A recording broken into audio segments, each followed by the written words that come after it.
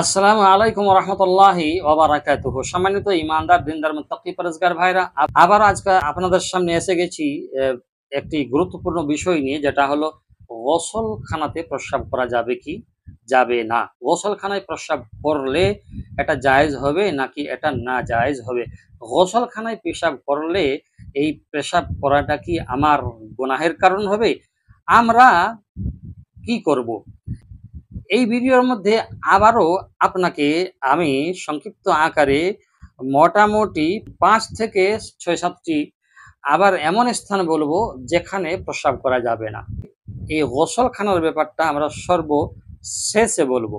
তো আসুন আমরা আজকের ভিডিওতে জেনে নেব কোন কোন এমন জায়গা রয়েছে বা এমন স্থান রয়েছে যে জায়গাতে প্রস্রাব করলে আপনি অভিশপ্ত হবেন এবং আপনার সংসারে অভাব আসবে এবং আপনার জিন্দেগিতে আপনার জীবনে সংকট আসবে।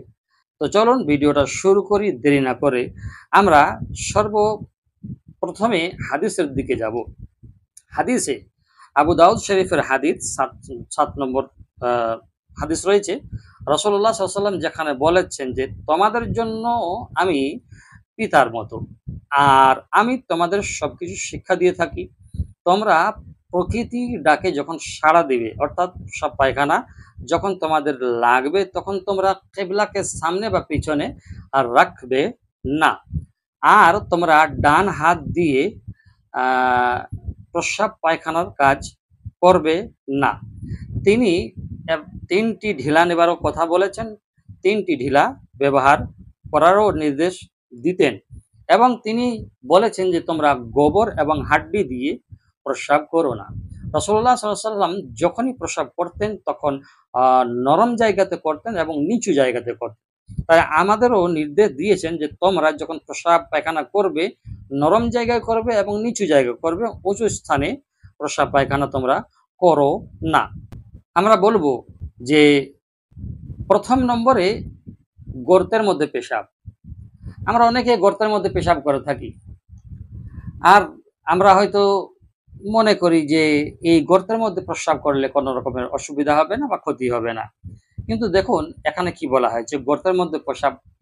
আবু দাউদ শরীফের হাদিস ২৯ নম্বর হাদিসে, মুসনাদে আহমদ ২৭৯৪ হাদিস, এখানে বলা হয়েছে যে গর্তে প্রস্রাব করো না, কারণ গর্তের মধ্যে জিনেরা বাস করে, জিন জাতি তারা সেখানে গর্তের মধ্যে বাস করে।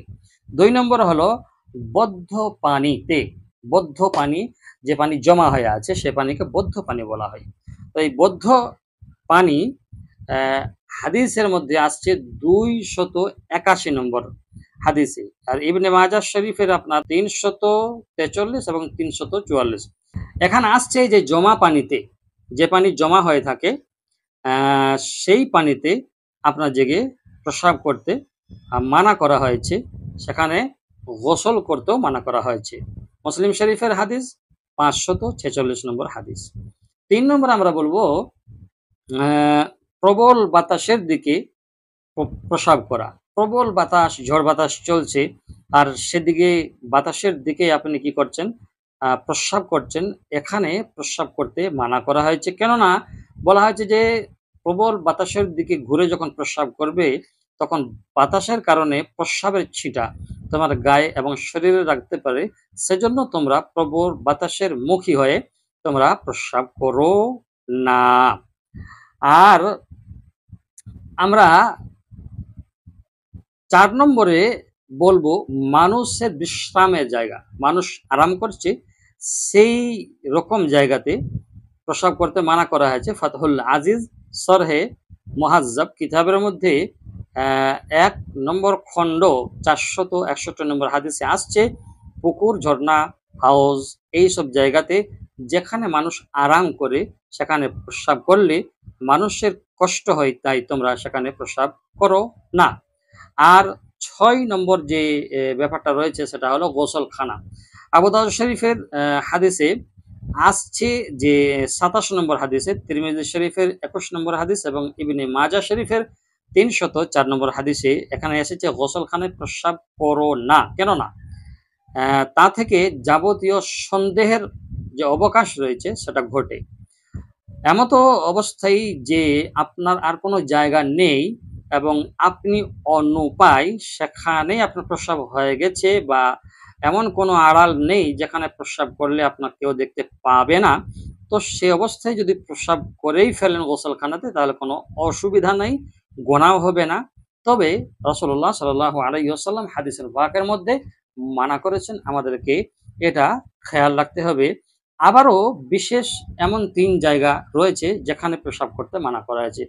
আবু দাউদ শরীফের হাদিস এবং মিশকাত শরীফের হাদিস, আপনার দিকে ৩৪৫ নম্বর বলা হয়েছে পানির ঘাট, ১ নম্বর পানির ঘাট যেখানে মানুষ গোসল করে, সেই পুকুরে ঘাট যেখানে থাকে সেখানে, এবং চলাফেরার যে পথ রয়েছে, আসা যাওয়ার যে পথ রয়েছে মানুষের পথযাত্রা, সেখানেও প্রস্রাব করতে মানা করা হয়েছে।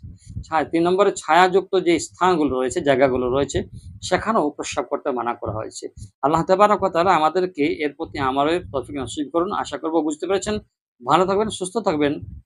দেশের জন্য, দুনিয়া এবং আখিরাতের ভালোর জন্য দোয়া করবেন। আসসালামু আলাইকুম ওয়া রাহমাতুল্লাহি ওয়া বারাকাতুহু।